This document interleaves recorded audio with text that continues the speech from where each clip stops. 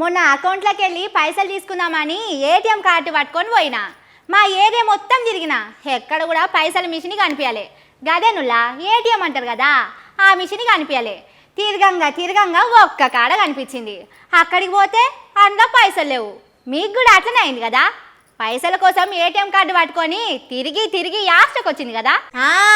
ఇక మీ పర్సులున్న ఏటీఎం కార్డులు తీసి పొయ్యిలో పెట్టుండ్రి, లేకపోతే ఉట్టిగా జేబుకు బరువు తప్పితే ఏం ఫాయిదా ఉండదు.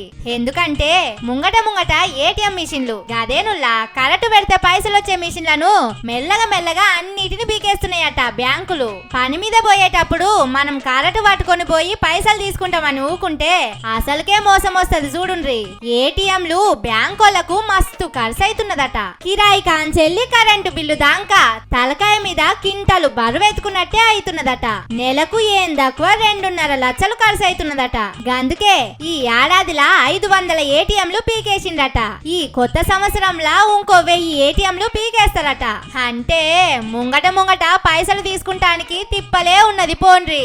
ఆన్లైన్ లో పంపిద్దామంటే అడ్డీకి పావు షేరు ఛార్జీలు గుంజుతున్నారు. గూగుల్ పేలు, ఫోన్ పేలు ఏ పేలకెళ్ళి పంపినా జేబులకు షిల్లు పెడుతున్నారు. ఇటేమో ఏటీఎంలు బంద్ పెడుతున్నారు. అంటే వాళ్ళు అడిగినంత ఛార్జీలు కట్టాలి, లేకుంటే సప్పుడేక ఊకోవాలన్నట్టు. మన బర్రెను పక్కోళ్ళ దొడ్ల దోలి వాళ్ళు పాలు పిండుకొని అమ్ముకుంటా అంటే మిట చూసినట్టే అయ్యేటట్టున్నది పోండ్రి.